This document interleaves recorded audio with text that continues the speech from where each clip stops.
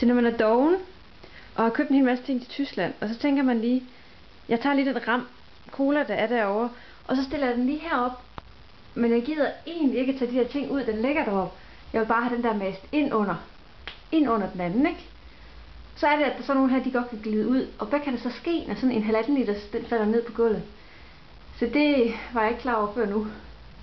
Men vi kan lige tage og kigge på skaderne. Altså den ligger hernede, og toppen er gået af. Og så er det ligesom om, at så er der blevet sprøjtet godt og grundigt op her.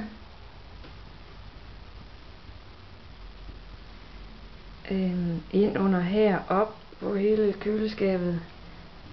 Så ligger det selvfølgelig hele vejen hen over gulvet her. Jeg har så lige taget en tur ind over alle mine bøger også.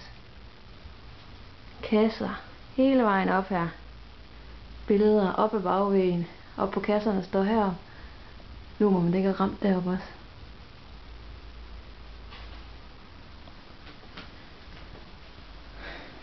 Sågar hen i vinduet kan jeg spore nogle prikker af cola. Og så er døren jo åbent ind til soveværelset hen. Og det kan man da også et eller andet sted godt se. Sengen. Jeg går bare lige til dørkarmen op her. Sengen hele vejen hen. Det er også døren.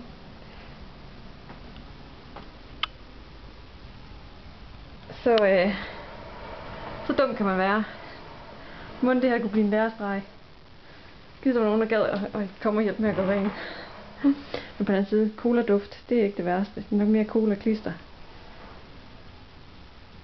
Tisk. Ja, så klukker man lige.